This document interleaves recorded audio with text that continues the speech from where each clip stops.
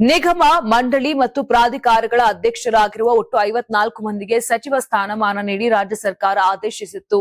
ಆ ಪೈಕಿ ಕರ್ನಾಟಕ ರಾಜ್ಯ ಸಹಕಾರಿ ತೋಟಗಾರಿಕೆ ಮಾರಾಟ ಮಹಾಮಂಡಳಿ ನಿಯಮಿತ ಅಧ್ಯಕ್ಷರಾಗಿರುವ ಭೂಕಾಂತ್ ಅವರಿಗೂ ರಾಜ್ಯ ಸಚಿವ ಸ್ಥಾನಮಾನ ನೀಡಿದ್ದರ ವಿರುದ್ಧ ಕಾಂಗ್ರೆಸ್ ಪಾಳೆಯದಿಂದ ಭಾರಿ ಆಕ್ಷೇಪ ಕೇಳಿಬಂದಿತ್ತು.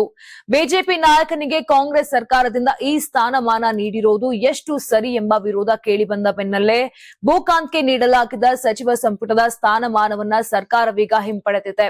ಕಾರ್ಯಕರ್ತರ ಅಸಮಾಧಾನ ಬೆನ್ನಲ್ಲೇ ಈ ತೀರ್ಮಾನ ಮಾಡಲಾಗಿದೆ. ಭೂಕಾಂತ್ ಅವರ ಪತ್ನಿ ಕೂಡ ಬಿಜೆಪಿಯಿಂದ ಜಿಲ್ಲಾ ಪಂಚಾಯಿತಿ ಸದಸ್ಯೆಯಾಗಿದ್ದರು. ಹೀಗಿರುವಾಗ ಅವರಿಗೆ ರಾಜ್ಯ ಸಚಿವ ಸ್ಥಾನಮಾನ ನೀಡಿರುವ ಹಿನ್ನೆಲೆ ಕಾಂಗ್ರೆಸ್ ಕಾರ್ಯಕರ್ತರು ಸಿಎಂ ಸಿದ್ದರಾಮಯ್ಯ ಮತ್ತು ಡಿಸಿಎಂ ಡಿಕೆ ಶಿವಕುಮಾರ್ ವಿರುದ್ಧ ಆಕ್ರೋಶವನ್ನ ವ್ಯಕ್ತಪಡಿಸಿದ್ದರು.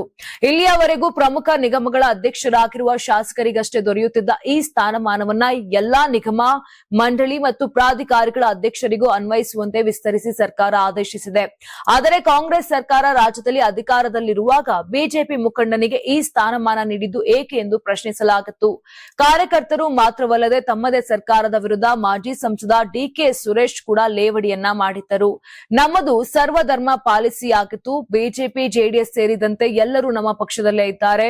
ಹೀಗಾಗಿ ಎಲ್ಲ ವಿಚಾರದಲ್ಲೂ ಹೊರಗಿನಿಂದ ಬಂದ ಅತಿಥಿಗಳಿಗೆ ಮೊದಲ ಆದ್ಯತೆ ನೀಡಿ ಕಾಂಗ್ರೆಸ್ ಕಾರ್ಯಕರ್ತರಿಗೆ ಎರಡನೇ ಆದ್ಯತೆ ನೀಡುತ್ತೇವೆ ಎಂದು ಪರೋಕ್ಷವಾಗಿ ತಿವಿದಿದ್ರು. ಯಾರಾಗ್ತಾರೆ ಎಂಎಲ್ಎ ಅಭ್ಯರ್ಥಿ 2028 ಶೀಘ್ರದಲ್ಲೇ.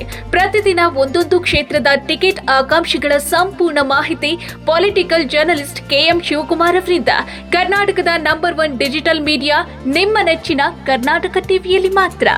ನೀವು ಸಣ್ಣ ಆಗ್ಬೇಕಲ್ವಾ? ಅದು ಒಂದು ಉತ್ತಮ ಆಹಾರದಿಂದ ಸಣ್ಣ ಆಗ್ಬೇಕಲ್ವಾ? ಪ್ರತಿದಿನ ನಮ್ಮ ಜೀನಿ ಸ್ಲಿಮ್ ನ ಯೂಸ್ ಮಾಡಿ ಯಾವುದೇ ಸೈಡ್ ಎಫೆಕ್ಟ್ ಇಲ್ದಂಗೆ ನೀವು ಸಣ್ಣ ಆಗ್ತೀರಾ.